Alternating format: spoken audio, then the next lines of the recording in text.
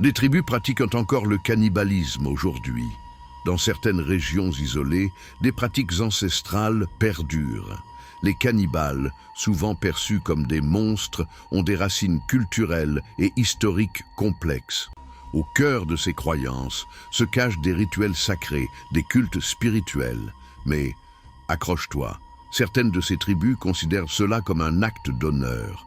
Ils croient que consommer la chair des défunts permet de garder leurs esprits vivants. Un respect ultime envers leurs ancêtres. On en trouve en Papouasie-Nouvelle-Guinée. Cette île abrite des communautés qui ont été exposées, par exemple, au koro, une maladie causée par la consommation de tissus humains infectés. Pourtant, ces rites ont perduré, poussant la frontière entre tradition et tabou. Une autre surprise émerge des jungles de l'Amazonie. Certaines de ces tribus voient le cannibalisme comme un acte de survie.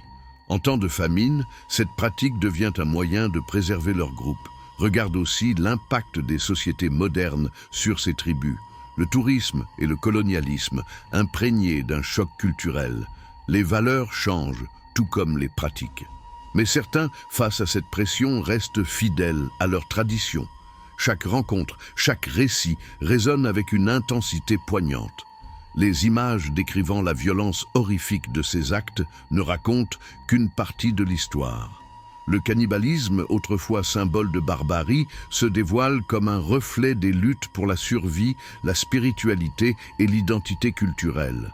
C'est un monde fascinant, problématique, où la complexité des croyances défiait le jugement extérieur.